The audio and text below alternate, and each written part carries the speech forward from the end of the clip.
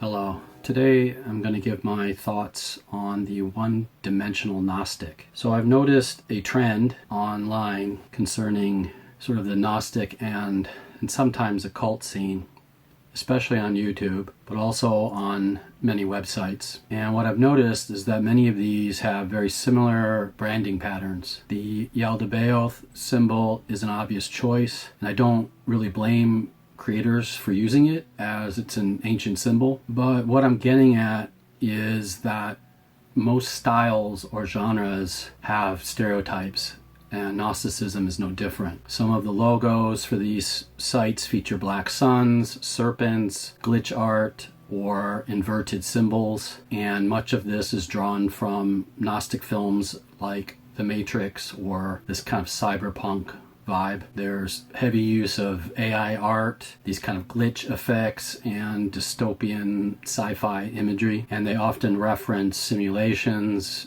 dystopian sci-fi, futuristic noir kind of vibes, alien, reptilians, etc. In my experience with Gnosticism, it seems like the opposite of futurism, the soul trap. Many creators focus almost entirely on the demiurge, louche farming, archons, and suffering or negativity. They paint reality as a soul trap with no real escape, just doom, control, and despair. Now, that certainly is a facet, but there is so much more to it. One thing I find very curious about Gnosticism are the different nuances of the sects, the different mythologies, the pantheons, etc. And perhaps contrary to many of these other creators online, I see Gnosticism as a spiritual practice. You could almost say a religion, although I hesitate to use that word. But for me, it's filled with hope, perhaps more hope than other religions. There are very clear directions. Things are laid out well, and I don't find it as elusive as other religious systems. It tends to make a lot of sense. I guess the heavy focus on what's wrong with reality bothers me a little. These creators really touch on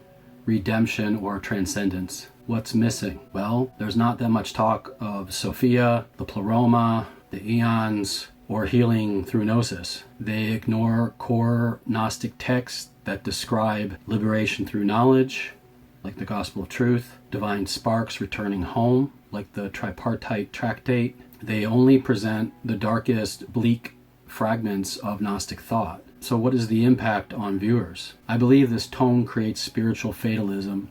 We are trapped and there's no way out. It encourages paranoia. Even light, love, and God are a kind of trick. They discourage inner growth or transformation in favor of a kind of nihilism. And I also think it's a fear-based pessimism. And here's the problem with it. I think YouTube encourages this. Most content creators know that the algorithm promotes emotionally intense content. Doom-focused Gnostic videos trigger fear and confusion, which leads to longer watch times, more shares, better ad revenue. Ironically, the archons or rulers of YouTube reward one-dimensional Gnosticism, in my opinion. And I've noticed it in my own work. Videos that have more fear-based images in the thumbnail or topics like this get more views. Other videos that are more about branching out the idea of Gnosticism get fewer views. But here's the bottom line. These creators expose the prison but never really offer the key. True Gnosticism is about waking up, not giving up. If your Gnosis only leads to fear, it's not liberating. It's just another trap. And I think it's kind of disappointing. But here's my dilemma. I could focus